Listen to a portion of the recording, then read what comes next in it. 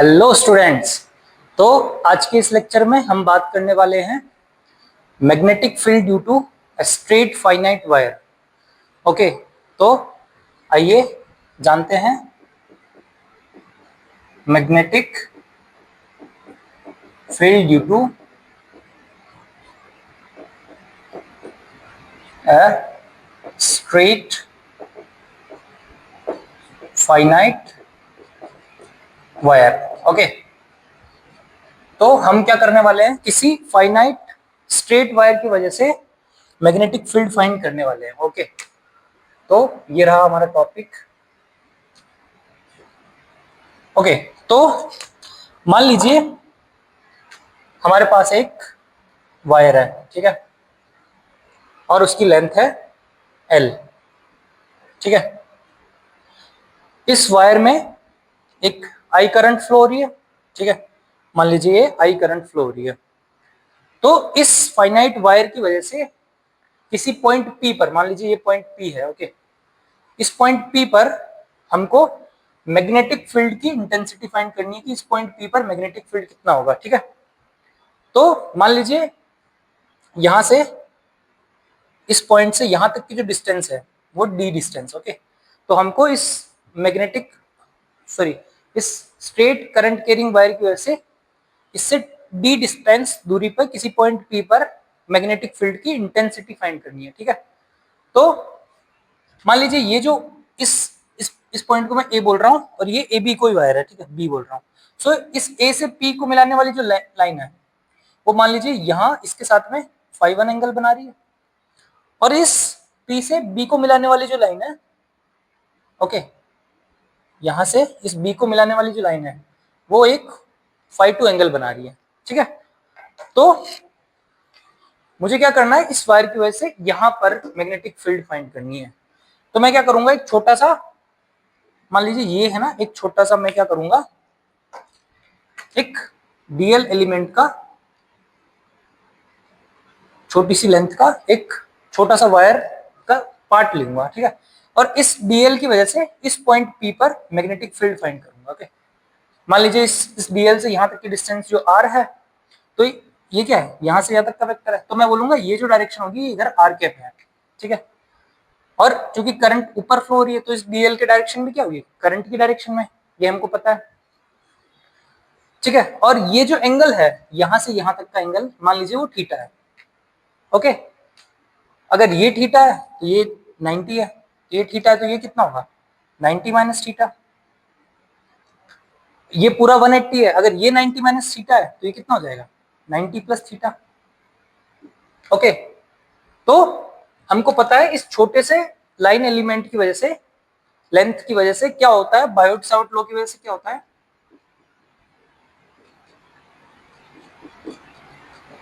इस छोटे से डीएल एलिमेंट की वजह से मैग्नेटिक फील्ड कितना होगा, मान लीजिए वो डीबी मैग्नेटिक फील्ड है, वो कितना होगा, हमको पता है mu not upon 4 pi I dl cross r cap by distance square, ये इतना होता है। देखिए ये डीएल क्रॉस आर कैप, तो डीएल का डायरेक्शन किधर है, ये छोटा सा मान लीजिए डीएल अपना, ओके, डीएल का डायरेक्शन किधर है, ऊपर की तरफ। आर कैप किधर है, इधर इस साइड में, ये अपना आर कैप है। इन दोनों के बीच में एंगल कितना है, वो है 90 प्लस थीटा। तो मैं ऐसा लिख सकता हूं, जो डीएल क्रॉस आर कैप है उसको ऐसा लिख सकता हूं, डीएल का मोड आर कैप का मोड और साइन 90 प्लस थीटा, करेक्ट, ऐसा। तो यहां से क्या हो जाएगा, डीएल कॉस थीटा, क्योंकि साइन 90 प्लस थीटा क्या होता है, कॉस थीटा। तो डीएल क्रॉस आर कैप का वैल्यू क्या आ जाएगा, डीएल कॉस थीटा ओनली। तो इस छोटे से डीबी डीएल एलिमेंट की वजह से कितना आएगा magnetic field, mu not upon 4 pi I dl cos theta divided by r square. ये इस छोटे से डीएल एलिमेंट की वजह से मैग्नेटिक फील्ड आ गया इस पॉइंट P पर। अच्छा, इसके डायरेक्शन किधर होगा, तो यहां से मैं राइट हैंड थंब का रूल का यूज करके यहाँ पे डायरेक्शन फाइंड कर सकता हूँ इस पॉइंट पर। तो मुझे क्या करना है, करंट के डायरेक्शन में अपने थंब को रखना है और अपनी फिंगर्स को क्या करना है, कर्ल करना है। तो जिस डायरेक्शन में यहाँ पे मेरी फिंगर जा रही होगी वो किधर है, वर्टिकली इनवर्ट जा रही है, ठीक है। तो मैं ऐसा बोल सकता हूँ कि यहाँ पे क्या होगा, क्रॉस होगा, और इस डायरेक्शन में क्या होगा, मैग्नेटिक फील्ड यहाँ पे डॉट होगा इधर। तो इस बी पॉइंट पर मैग्नेटिक फील्ड क्या अंदर की तरफ है, ओके, इस प्लेन के अंदर की तरफ है वर्टिकली, तो यहाँ पे क्रॉस है, ठीक है।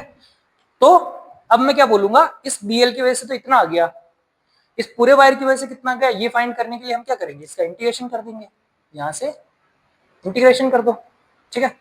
उससे पहले मैं ये यहाँ पे डीएल और आर की वैल्यू निकाल देते हैं। आर क्या भाई, आर यहाँ से यहाँ तक की डिस्टेंस है।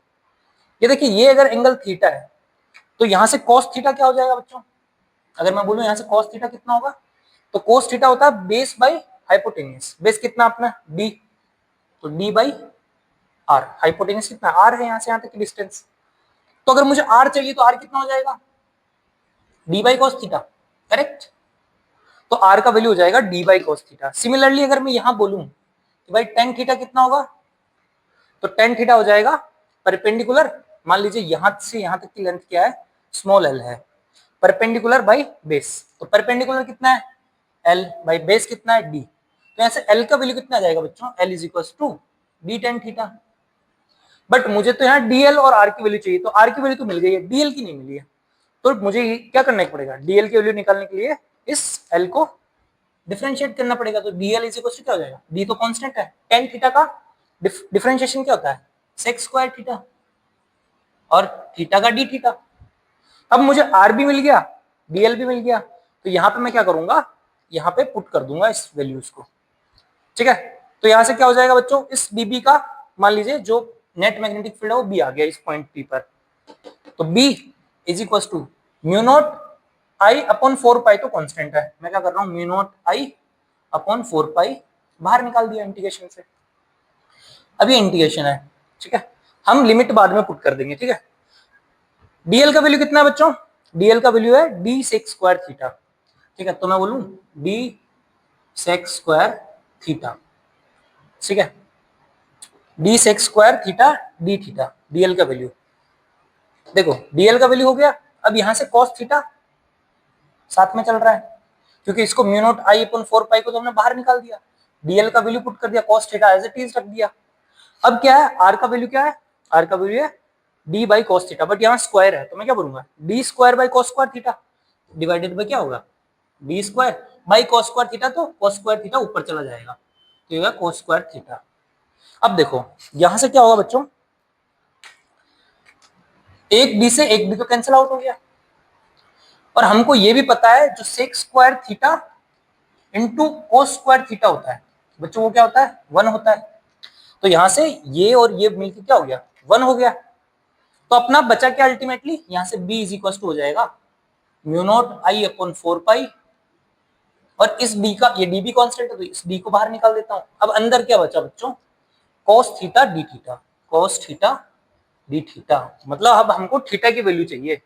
तो यहां से थीटा कितना वेरी कर रहा है बच्चों, यहां से अगर मैं देखूं इस पर्टिकुलर लाइन से नीचे की तरफ देखूं, तो मैं मान रहा हूं कि जो नीचे वाला एंगल है वो मेरा नेगेटिव एंगल है, और ऊपर वाला एंगल क्या है पॉजिटिव। तो अगर मैं नीचे से यहां तक आऊं तो मैं ऐसा बोल सकता हूं माइनस डी फाइव टू से डी फाइव वन तक, माइनस डी फाइव टू से डी फाइव वन तक, माइनस डी फाइव टू से डी फाइव वन तक, मतलब माइनस फाइव टू से यहां तक, फिर यहां से प्लस फाइव वन तक। तो ऐसा बोल सकता हूं कि यहां से माइनस फाइव टू से मेरा जो थीटा की वैल्यू क्या कर रही है, वेरी कर रही है माइनस फाइव टू से फाइव वन तक, करेक्ट। अब इसका कर दो इंटीग्रेशन, तो इसका इंटीग्रेशन कितना आएगा बच्चों, cos थीटा का क्या होता है साइन थीटा, तो यहां से क्या बन जाएगा b is equal to mu not I upon 4 pi d, यहां से हो जाएगा बच्चों साइन थीटा, और लिमिट कितनी चल रही है माइनस फाइव टू से फाइव वन, ओके। अब बच्चों मैं इसको क्या कर रहा हूं, यहां कर रहा हूं, इसको हटा रहा हूं, ठीक है, मैं इसको यहां सॉल्व करूंगा, यहां पे एक लाइन खींच रहा हूं, ठीक है। तो यहां पे मैं कुछ इस तरीके से लाइन खींच रहा हूं, यहां पे इसको यहां सोल्व कर रहा हूं, तो अब जो बी नेट होगा वो कितना हो जाएगा mu not I upon 4 pi d, देखो अपर लिमिट मतलब sine five one, sine five one minus lower limit, मतलब थीटा की जगह क्या करना है हमको minus sine five two put करना है, और अब हमको ये पता है कि साइन माइनस थीटा क्या होता है, माइनस साइन थीटा। तो जब मैं इसको लिखूंगा तो क्या होगा, mu naught I upon 4πd, यहां हो जाएगा साइन फाई 1, ये माइनस माइनस क्या होगा प्लस, तो साइन फाई 2।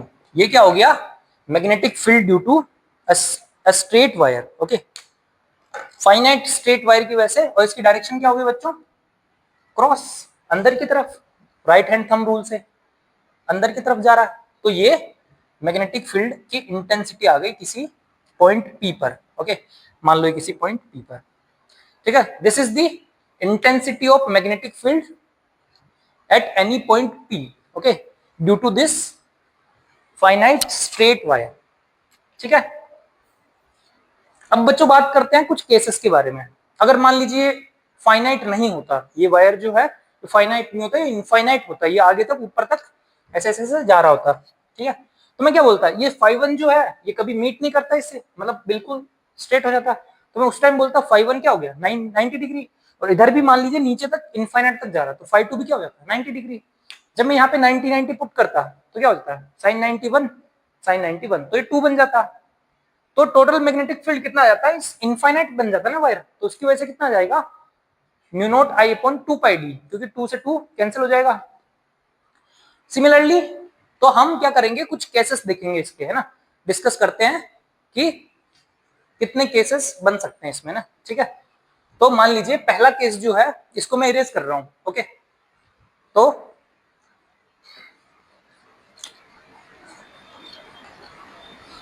ओके, इसको मैं इरेज करके ओनली ये फॉर्मूला मैं छोड़ रहा हूं यहीं पे, ओके। तो बच्चों अब क्या होगा, ये अपना फाइनल फॉर्मूला आया था, इसको मैं यहीं पे छोड़ रहा हूं, और अब यहां पे मैं कर रहा हूं केस फर्स्ट, ठीक है। केस फर्स्ट क्या है बच्चों, if wire is infinite, okay. Wire क्या है, अगर इनफाइनाइट है अपना, ठीक है। तो बच्चों क्या हो जाएगा, वायर अगर इनफाइनाइट है तो क्या हो गया, हम ऐसा बोल सकते हैं कि ये इन्फिनिटी तक ऊपर तक जा रहा है, यहां से स्ट्रेट वायर है, और ये माइनस इन्फिनिटी तक नीचे तक जा रहा है, और इसकी वजह से किसी पॉइंट पी पर हमको मैग्नेटिक फील्ड फाइंड करना है। तो बच्चों यहां मैं क्या बोल सकता हूं, इस पॉइंट पर ये जो यहाँ एंगल होगा, ये फाई 1, यहां से यहां तक कितनी डिस्टेंस है मान लीजिए, ये जो फाई 1 होगा ये तो कभी मीट ही नहीं करेगा, ऊपर तक जाता रहेगा, तो मैं ऐसा बोल सकता हूँ ये 90 डिग्री हो जाएगा phi 1, this is my 90 degree. Similarly ये जो फाई 2 होगा वो भी क्या करेगा, नीचे तक होगा, ये भी 90 डिग्री हो जाएगा।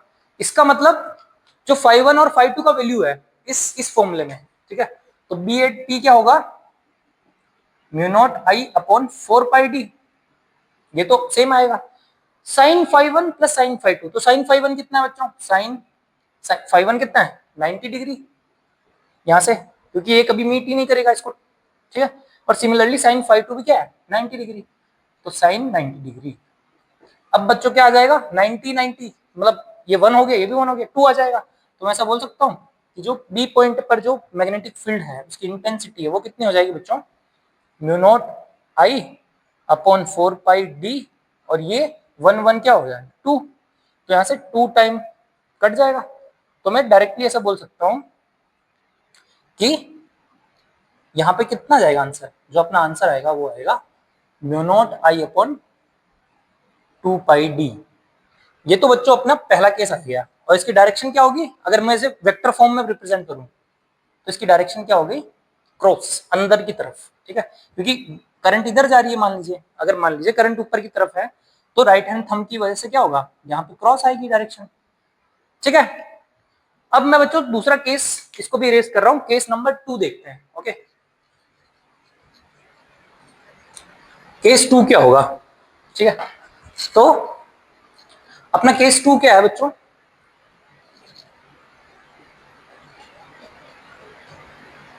केस 2 में क्या होगा, वायर जो है एक साइड से इनफाइनाइट है, ठीक है, मान लीजिए इधर से इनफाइनाइट है, बट यहां से इस पॉइंट से यहां पर मान लीजिए ये ए पॉइंट था वायर का ऊपर वाला जो इन्फिनिटी पे मीट कर रहा है, और ये मान लीजिए ए पॉइंट यहां मान लेते हैं इस पर, और यहां से किसी डिस्टेंस d पर हमको एक पॉइंट P है, उस पे मैग्नेटिक फील्ड फाइंड करना बोल रहा, भाई B एट P बताओ कितना होगा। तो यहां से देखो, जब हम उस केस में बात कर रहे थे, ऐसा फाइनाइट वायर था, यहाँ φ1 था, यहाँ φ2 था, अगर मैं इस φ1 वाले एंगल को यहां ले आऊं, इसको मिटा के इसको यहां ले आऊं, तो मैं ऐसा बोल सकता हूं जो φ2 है मेरा वो कितना हो गया 0 डिग्री, और जो φ1 है ये तो इनफाइनाइट है और ये कभी मीट नहीं करेगा यहाँ पे, तो जो मेरा φ1 हो गया वो कितना हो जाएगा 90 डिग्री, और इधर नीचे φ2 क्या है, φ2 तो 0 है। तो इसका मतलब मैं ये बोल सकता हूं कि जो बी पॉइंट पे जो मैग्नेटिक फील्ड की इंटेंसिटी होगी ना, वो क्या होगी mu naught I upon 4 pi D sine φ1।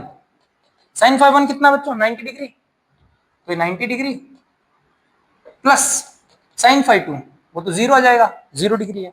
तो मतलब मैग्नेटिक फील्ड कितना आ गया इस पॉइंट पर, वो आएगा mu not I upon 4 pi D.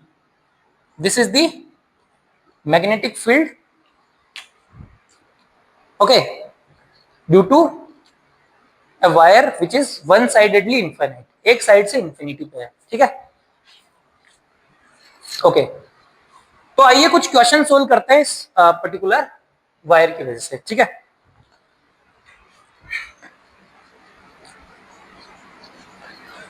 तो पहला क्वेश्चन है, मान लीजिए बच्चों हमारे पास एक नहीं दो वायर है, ठीक है,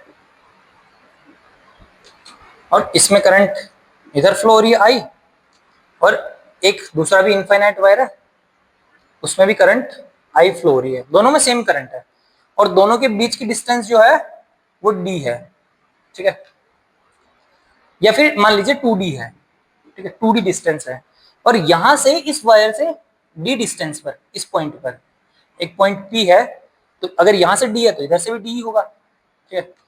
इस पॉइंट P पर आपको क्या करना है, मैग्नेटिक फील्ड की इंटेंसिटी फाइंड करनी है। भाई यहां इस पॉइंट पर एग्जांपल है एक, ओके, ये बोल रहा है क्वेश्चन, क्या बोल रहा है कि इस पर्टिकुलर पॉइंट P पर मैग्नेटिक फील्ड की इंटेंसिटी कितनी होगी। तो हमको पता है फॉर्मूले से, क्या फॉर्मूला भाई अपना, कि किसी पॉइंट पर मैग्नेटिक फील्ड की इंटेंसिटी क्या होती है, mu not I upon 4 pi D sine φ1 plus sine φ2।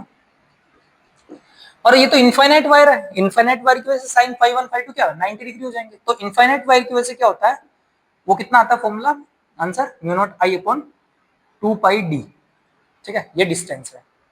तो ये इनफाइनाइट वायर की वजह से आ गया। अब बच्चों हमको क्या करना है, इस पॉइंट P पर हमको मैग्नेटिक फील्ड की इंटेंसिटी फाइंड करनी है। तो मैं पहले क्या कर रहा हूं, मान लीजिए इस वायर की वजह से यहाँ पे जो मैग्नेटिक फील्ड आएगा वो कितना आता है, B1 आ रहा है, मान लीजिए B1 कितना आएगा यहाँ पर, ठीक है, तो B1 आएगा बच्चों म्यू नॉट आई अपॉन 2 पाई, यहां से D डिस्टेंस कितनी है D, ठीक है। अगर मैं इसको वेक्टर फॉर्म में लिखूं तो यहां से राइट हैंड थंब रूल से मैं क्या बोलूंगा, अगर करंट ऊपर की तरफ है, मेरी उंगलियां कर्ल फिंगर की तरफ हो रही है, इस पॉइंट पर अंदर की तरफ जा रही है, मतलब क्रॉस है, तो यहाँ पे मैग्नेटिक फील्ड क्या जाएगा, क्रॉस। सिमिलरली अगर मैं B2 की बात करूं, मान लीजिए ये 2 वायर है, ये फर्स्ट वायर है, सेकेंड फर्स्ट, ठीक है, इस सेकेंड वायर की वजह से क्या होगा, मैग्नेटिक फील्ड यहाँ कितनी आएगी, mu naught I upon 2 pi D. अब डायरेक्शन देखो भाई, देखो इस वायर की वजह से इस बार इधर इस पॉइंट पर क्या आएगी, क्रॉस आएगी, बट ये मेरी उंगलियां क्या कर रही है, बाहर की तरफ निकल रही है यहाँ पे, तो यहाँ जो B2 है वो B2 क्या है, B2 तो है बच्चों डॉट, यहाँ से बाहर निकल रहा है, और B1 क्या है, यहाँ पे क्रॉस है, ठीक है। तो मैं क्या बोलूंगा, ये मेरा डॉट है यहाँ पे। तो जो नेट मैग्नेटिक फील्ड आ गया बी नेट बच्चों, वो कितना आएगा, mu not I upon 4 pi D, sorry 2 pi D, cross अंदर की तरफ, मतलब मैं मान लीजिए क्रॉस को पॉजिटिव ले रहा हूं, तो ये पॉजिटिव है। अब डॉट क्या होगा, क्योंकि नेट क्या आएगा, नेट यही तो आएगा, बी नेट कितना हो जाएगा बच्चों, B1 प्लस B2 वेक्टर, अगर वेक्टर फॉर्म में लिखे तो B1 vector plus B2 vector. तो यहां पर ये अगर मैं इसको पॉजिटिव बोलूं क्रॉस अंदर वाले को, तो बाहर वाले को नेगेटिव बोलना पड़ेगा, इसका मतलब बाहर वाला क्या हो जाएगा, mu not I upon 2 pi D negative, और ये दोनों कैंसिल आउट हो जाएंगे। तो जो बी नेट है बिल्कुल मिडल में, वो कितना आ जाएगा बच्चों, 0 आ जाएगा। ठीक है, जो मैग्नेटिक फील्ड है वो 0 आ जाएगा बिल्कुल मिड पॉइंट पर। ओके, ये हो गया अपना पहला क्वेश्चन। अब क्या करते हैं, एक और क्वेश्चन लेते हैं। ठीक है, तो आइए यहां पर एक क्वेश्चन और लेते हैं। ठीक है, मान लीजिए बच्चों हमारे पास दो इनफाइनाइट वायर है। ठीक है, मैं एक लाइन खींच रहा हूं यहाँ पे, एग्जाम्पल नंबर 2। ठीक है, मान लीजिए हमारे पास एक कुछ ऐसा वायर है जो इन्फिनिटी तक आगे ऊपर तक बढ़ रहा है, और यहां पर आके इधर मुड़ जा रहा है, और ये वायर आगे इन्फिनिटी तक जा रहा है, और यहां से इस, मान लीजिए ओ है, इधर से करंट आ रही है आई, और यहां से मुड़ के इधर चली जा रही है। ठीक है, तो इस वायर से यहां पर किसी पॉइंट पी पर, मान लीजिए ये एक पॉइंट है पी, जो कि क्या कर रहा है बच्चों, इस पॉइंट से यहां से जो डिस्टेंस है उसकी, इसके कोऑर्डिनेट है 1,1। बोल रहा है भाई बताइए इस पॉइंट पी पर मैग्नेटिक फील्ड की इंटेंसिटी कितनी होगी। Find the magnetic field due to this wire on this point p. ठीक है, इस पॉइंट पी पर हमको मैग्नेटिक फील्ड की इंटेंसिटी फाइंड करनी है। ठीक है, आई होप बच्चों ये आपने कर लिया होगा, मैं इसको इरेज कर रहा हूं। ओके, इससे पहले यही सोल्व कर देते। चलो, तो मैं क्या करूंगा, पहले देखो इस वायर की वजह से मैं क्या करना जा रहा हूं, मैग्नेटिक फील्ड फाइंड करूंगा। पहले मान लीजिए ये जो पार्ट है इसको मैं फर्स्ट पार्ट बोल रहा हूं, और ये जो मेरा वायर है इसको ये सेकंड पार्ट है। पहले मैं क्या करूंगा, फर्स्ट पार्ट वाले से मैग्नेटिक फील्ड फाइंड करूंगा, फिर दूसरे वाले से। तो बच्चों यहां से इस पॉइंट ओ से यहां तक अगर मैं देखूं तो एक फाइनाइट वायर की तरफ बन रहा है ना, बट यहाँ पे अगर मैं इसको यहां से मिलाऊं, क्योंकि हमको मैग्नेटिक तार वायर जो है उससे कितनी डिस्टेंस लेनी है, परपेंडिकुलर डिस्टेंस लेनी है, और ये डी है, और डी कितना है 1,1 है, तो यहां से यहां तक की डिस्टेंस क्या वाई होगी ना, वाई कोड मान लीजिए एक्स, ये वाई है और ये एक्स डायरेक्शन है, तो वाई डायरेक्शन ही तो ऊपर की तरफ होगी, वो वाई कोऑर्डिनेट कितना है, यहाँ 1 है। सिमिलरली अगर मैं इस वायर से यहां तक की डिस्टेंस देखूं तो वो भी 1 है। इसका मतलब ये 1,1 है, तो अगर मैं ये बोलूं ये एंगल कितना होगा बच्चों, 45 डिग्री। अगर ये 45 है, ये 90 है, तो ये भी 45 होगा। अगर ये एंगल 45 है तो हमारा वो केस नहीं बन गया वायर वाला, कि जिसमें ऐसा एक वायर था, यहाँ पे कुछ एंगल है, यहाँ पे भी कुछ एंगल है, ये φ1 है, यहाँ पे करंट फ्लो हो रही है φ2 है, तो यहाँ पे ये φ1 बन रहा है अपना, बट φ2 क्या हो रहा है बच्चों, वो मीट ही नहीं कर रहा है, φ2 ये है, और φ2 कितना है, वो 90 डिग्री है। देखो यहां से देखो, क्योंकि φ2 इनफाइनाइट तक जा रहा है आगे, ये मीट नहीं कर रहा है, बट φ1 क्या है, यहां से इस पॉइंट से 45 डिग्री एंगल बना रहा है। तो मैं अगर इस पर्टिकुलर वायर की वजह से B1 फाइंड करूं, इस मान लीजिए इस वायर की वजह से मैग्नेटिक फील्ड B1 है, तो B1 कितना आएगा बच्चों, mu not I upon 4 pi D. Formula कौन सा यूज करेंगे, mu not I upon 4 pi D sine φ1 by sine φ1 plus sine φ2, तो साइन φ1 प्लस साइन φ2। ओके, तो साइन φ1 कितना है, ये φ1 है बच्चों अपना 45 डिग्री, φ2 कितना है 90 डिग्री, तो मैं यहां पुट कर रहा हूं। और हाँ, इस पॉइंट पर मैग्नेटिक फील्ड का डायरेक्शन कितना है, देखो करंट की डायरेक्शन में अपने थंब को रखना है और फिंगर्स को कर्ल करनी है, तो फिंगर इस पॉइंट पर किधर जा रही है, अंदर की तरफ जा रही है, यहां से कर्ल करेंगे अंदर की तरफ, मतलब यहां पर इस वायर की वजह से क्रॉस मैग्नेटिक फील्ड है। चलो इसकी वजह से भी देख लेते हैं, करंट की डायरेक्शन में अपने थंब को रखो, फिंगर्स को कर्ल करो, तो यहाँ पर भी क्या है, अंदर की तरफ ही आ रहा है, इसका मतलब ये दोनों मैग्नेटिक फील्ड ऐड हो जाएंगे यहाँ पे। ठीक है, तो अब क्या होगा बच्चों, जो B1 है वो क्या निकाल दूंगा मैं, mu naught I upon 4 pi D, कितना है बच्चों 1 है, ओके, इनटू साइन φ1, साइन φ1 कितना है 45 डिग्री, साइन 45 कितना होता है 1/√2 प्लस साइन φ2 वो है 90 डिग्री मतलब 1, और ये डायरेक्शन क्रॉस है, अगर मैं वेक्टर फॉर्म में लिखूं तो अंदर की तरफ। तो ये तो अपना हो गया फर्स्ट वायर की वजह से। बच्चों अगर आप यहां से सिमेट्री से देखो, तो अगर ये φ1 है तो इस वायर के लिए ये φ1 होगा, और ये भी 45 है, ये भी 90 है, तो इस वायर की वजह से भी मैग्नेटिक फील्ड इस पॉइंट पर सेम ही आएगा, मतलब यहां से भी B2 भी इक्वल हो जाएगा।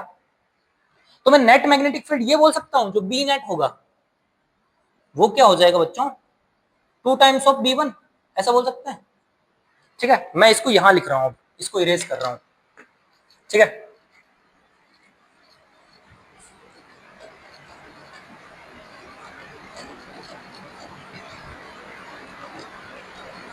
तो अब जो बी नेट होगा वो कितना हो जाएगा अपना, 2 इंटू B1 कितना है बच्चों अपना, mu naught I upon 4 pi, D का वैल्यू तो 1 हो गया, और 1/√2 + 1, और डायरेक्शन किधर है, क्रॉस। ऐसा बोलूं ये 2 से 2 टाइम गया, तो ये क्या आ जाएगा answer, mu naught I upon 2 पाई, और इसको मैं यहां से एलसीएम ले लेता हूं बच्चों, तो ये हो जाएगा 1 + √2, और इस 2 को बाहर ले आता हूं मैं, ये 2√2, और ये क्या है, क्रॉस डायरेक्शन, तो ये बी नेट आ जाएगा इस पॉइंट पी पर। Okay, so this is the question. ठीक है, आई होप ये लेक्चर आपको पसंद आया होगा। ठीक है, तो इसी तरीके से हम क्वेश्चन सोल्व करते रहेंगे, हम अच्छे अच्छे डाउट्स एंड कुछ अच्छी टॉपिक्स पे वीडियोस लाते रहेंगे। थैंक यू बच्चों।